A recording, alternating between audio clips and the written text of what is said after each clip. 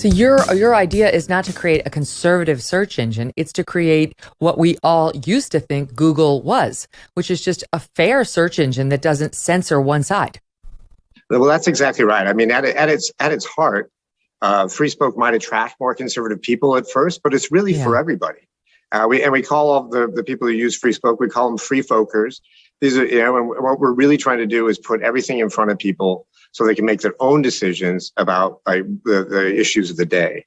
And really, if you search for something that's a little more mundane, like maybe lawnmowers or cars or those things, you're going to find similar results as you might find on Google or other search engines. But it's really when you dig into the news a little bit that you'll see that we're trying to present content from multiple sources and label that content as best we can, whether that to put a little context in it. And I like this. I'll get to that in 1 second. I'll get to the label one because I like this. That's an important piece. Okay. But can you just stay for a minute on what you noticed? I think it's interesting to have an actual conservative create a platform like this because, so often it's just if you have something that might appeal to the right or just fair-minded people, it's somebody who's like a little squishy in the middle, like you're an actual conservative. So what did you see when you were Googling on Google that led you to say, I know I'm not getting, fair search results? Well, the greatest was I was talking to someone who was like contemplating investing in Freespoke. And I said, look, let's just go on Google, pull up your computer, let's go on Google and type NRA. And so he did. And the actual NRA website was below the fold. It was like the seventh or eighth thing on there after a whole list of like a couple of anti-gun ads and then anti-gun groups. And so it really just reinforced that idea. And it was kind of, I was a little bit shocked myself. I'm like, I didn't realize we were going to be down so far. And so that changes over time and changes on like who Google thinks you are and like showing you the results, which it's just, you find out that when you start digging in deep and digging in deeper, that you're only seeing one side of these issues. It's almost hard if you're more centrist to stay a centrist because you're being manipulated in ways you don't even know, whether it's Twitter trying to send the content it likes in front of you, or Google trying to send the content it likes in front of you, or we've had John Stossel on the program talking about how Facebook has been censoring him and anything he posts on climate change.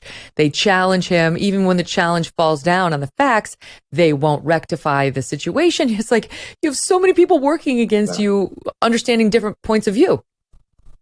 No, it's 100% true. I mean, there's a couple things you hit on there. I mean, first and foremost, keep in mind that a lot of these platforms, they make their money by keeping you in their platform, right? And so they're going to show you stuff that they're going to try to get you to click on to stay inside of their platform. And so they're going to show you the stuff that like is the most shocking thing that you might see.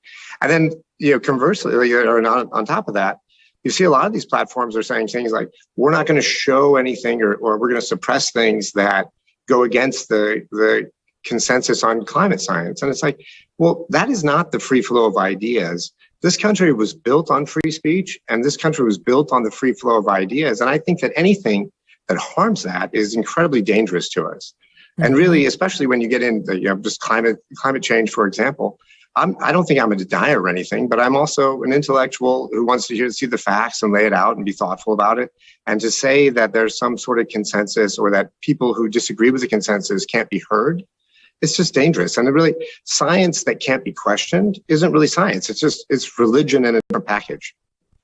This is the perfect time for this service to be born. Freespoke, again, is the name of the company and the search engine.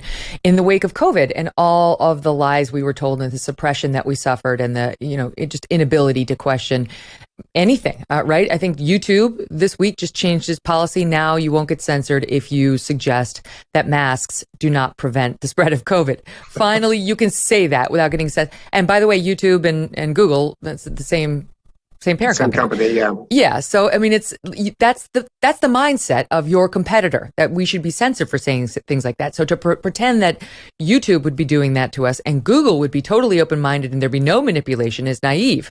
So you're actually providing both sides of it. And what I love is the thing we just talked about, which is you will, if you Google climate change on Freespoke, you'll get a bunch of news articles. You can either hit all or hit news, just like you can on Google. And if you hit news, you'll get a CNN article, you get a Vox article, what you may get a Fox News article. And Todd's service, Freespoke, will say, right. If you click, like the Fox News link shows in a little red, right. CNN will show, I think it's left. Yeah, and that's not D. I'm trying to think of it. I think it's L.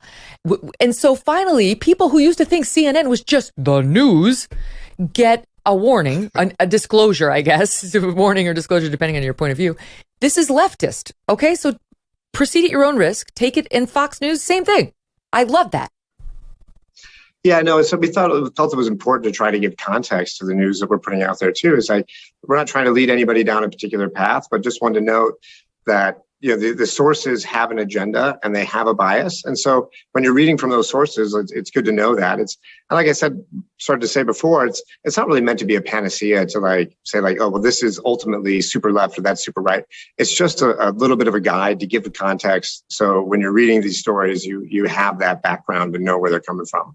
Well, I laugh because I know that middle M is also an option. And my first skeptical thought was, there's nobody going to be in the middle. I don't know who he's going to cite for in the middle. So I actually did look, and it was like Us Weekly. Like, okay, I accept that actually. That's to get a little personal for say, my daughter and I were at the airport, and she picked up an Us Weekly, and she's like, "This is the only truthful news in this whole store." She's not wrong. Well, I know, as I pointed out, used to be finance chair for the RNC. And I know, so you've lived this personally and found out after the last election, Google was indeed manipulating what its users were seeing and were not seeing. Can you expand on that? It's a little bit insane. And specifically, I'll shift over to the emails. That if you had a Gmail account and you received an RNC fundraising email, there was an 85% likelihood that got put into your spam folder. And if you received that same email from the Democrat National Committee, there was only a 10% chance it would go into your spam folder. So they were actively working to suppress the effectiveness of the RNC's fundraising abilities in the last election. And I just keep coming back to the same word. It's just dangerous and it's shocking. Our country should be about free speech. I think, there was Patrick Henry said, I may not agree with what you say, but I'll fight to the death for your right to say it. And I feel that is under attack in our country today. And we need to have some outlets that are willing to say, no, we're going to show all the sides and let people make their own decisions. It's really what our society and our culture and our country were founded on. Like so many people, I am eating healthier these days. And that is why I love good olive oil. And by good, I mean fresh. Olive oil packs the most flavor and the healthiest nutrients, and it's part of the non-hateful eating program I am on. Now, it's the best, though, when it comes fresh from the farm. And that is the problem with supermarket olive oils because they're not fresh. They can sit on the shelf for months growing stale. Did you know that? That's why I love my olive oil direct from small, award-winning farms, thanks to a guy named TJ Robinson, also known as the olive oil hunter. Now, they sent me this stuff free to try it before they advertised on the show, because what if I hated it? I'm not going to tell you to buy it. It actually is delicious, and it actually does taste better than the store-bought olive oil. You'll see for yourself. When I first tasted TJ, their farm fresh oils, I fell in love with the vibrant flavors. They are incredibly delicious. I put it on salad. I put it on veggies, pasta. I do all my meat, my fish in this olive oil now, you name it. As an introduction to his fresh pressed olive oil club, TJ's going to send you a full size, this is what I got, nice tall bottle of one of the world's finest artisanal olive oils. It's worth $39. It's fresh from the new harvest. You're going to get it for $1. For $1. That just covers the shipping cost. Best of all, with TJ's club, there is never a commitment to buy anything, now or ever, and you can cancel your membership at any time. So get your free $39 bottle for just $1 shipping and taste the difference freshness makes. See if you can taste the difference as I have. Go to harvestfreshnow.com. Harvestfreshnow.com for a free bottle. Pay just that $1 shipping. Check it out at harvestfreshnow.com. Hey, thanks so much for watching. If you like what you just saw, hit the subscribe button for more clips and full episodes.